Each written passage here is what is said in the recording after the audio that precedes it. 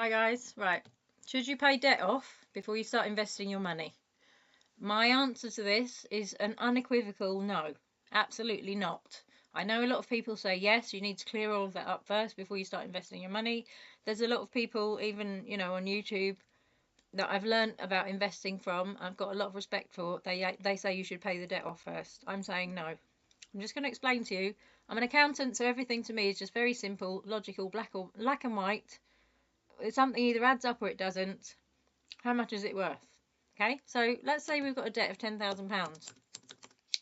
Let's say the interest rate is quite high, even 8%. That's quite high for a loan. Let's say you're going to keep paying the interest on it for 20 years. And let's just pretend that there's no capital repayment. You're just going to carry on paying the interest. Because I want to see what the balance is going to be worth that you've paid in interest into that loan after 20 years. Are you ready? 49,000. That loan, you're going to have paid £49,000 into that loan. You might say, oh, that's bloody awful. Okay, it's not going to be in a minute. Watch what happens. If you take that money, that £10,000, instead of clearing down the capital of the 10,000 loan, you're going to take that 10,000 and invest it into the stock market. And I'm not advocating that you take a loan to invest your money. What I'm saying is, if you've got existing loans, my suggestion is you do not pay them off first. You start putting as much money as you can into the stock market. Are you ready? 197,000. 197,000. So you can take your stinking loan and dock it from that, and you'll still have 150,000 left. So that you can see in the numbers, it doesn't make sense. It makes no sense whatsoever to clear that loan.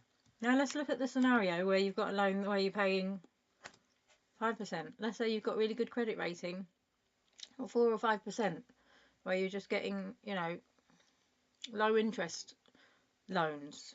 You've got a balance on a credit card that is where you're transferring it around. Every time you transfer it, you get a low interest for a few years, and then you do it again. And let's say it's sitting there right now for 10,000, and you don't pay off the capital. Are you ready? 27,000. First is 197. 27,000, 15% on the stock market, 197,000.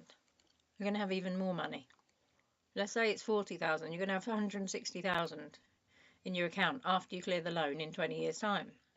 So let me just give you a caveat though, because I've been there in all different types of walks of life. I've been in situations where I had no money for food. I had to choose between fixing my car, and so I could get to my trainee job where I had to drive around to clients' offices, or eat, or pay for my heating. I've been there. I've also been in situations where I've had an amount of debt which I'm uncomfortable with in my life. So what my caveat is, if you've got an amount of debt which is not comfortable for you, where you're struggling, like it's like a noose around your neck, and you've got hardly any disposable income left, and it's just absolutely crippling you, then psychologically it might be good for you to clear a little bit of that. But just know, once you get to the comfortable zone where you're just like, okay, I'm managing now, it makes logical sense to then start funneling as much as you can into the stock market as soon as you can. I hope you found this video helpful.